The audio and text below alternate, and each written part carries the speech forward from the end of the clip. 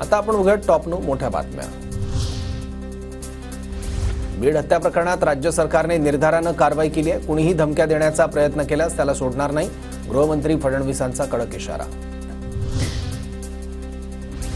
खंडणीच्या गुन्ह्यात विष्णू चाटेला 10 जानेवारीपर्यंत पोलीस कोठडी। खंडणीच्या गुन्ह्यात विष्णू चाटेची पोलीस कोठडी वाढवली, तर हत्या प्रकरणात आरोपी जयराम चाटे, प्रतीक घुले आणि महेश केदारची पोलीस कोठडी 18 जानेवारीपर्यंत वाढवली। खंडणी प्रकरणातील एफआयआर म्हणजे फक्त स्टोरी। हत्या प्रकरणानंतर जाणून बुजून खंडणीचा गुन्हा, विष्णू चाटेच्या वकिलांची कोर्टात माहिती। मनसे अध्यक्ष राज ठाकरेंनी पक्षाच्या मुंबईतील विभाग अध्यक्षांची बोलावली बैठक। महापालिका निवडणुकीच्या पार्श्वभूमीवर आढावा घेणार।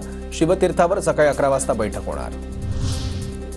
नागपुरात एचएमपीव्ही विषाणूचे 2 संशयित रुग्ण सापडले। एका 7 वर्षीय मुलगा आणि 13 वर्षीय मुलीला विषाणूची लागण झाल्याचा संशय।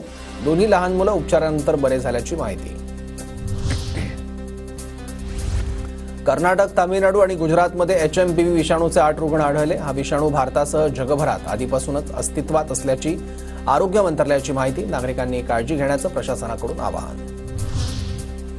एचएमपीव्ही व्हायरसबाबत महाराष्ट्रात अलर्ट। पुणे महापालिका रुग्णालयात 350 खाटा तयार। रुग्णालयांमध्ये येणाऱ्या रुग्णांचं सर्वेक्षण करण्याच्या आरोग्य विभागाच्या सूचना। चीनमधील एचएमपीव्ही व्हायरसच्या पार्श्वभूमीवर केंद्र सरकार गंभीर। राज्यातील आरोग्य यंत्रणाही सतर्क। नागरिकांनी घाबरून जाऊ नये, आरोग्यमंत्री प्रकाश आंबेडकरांचं आवाहन।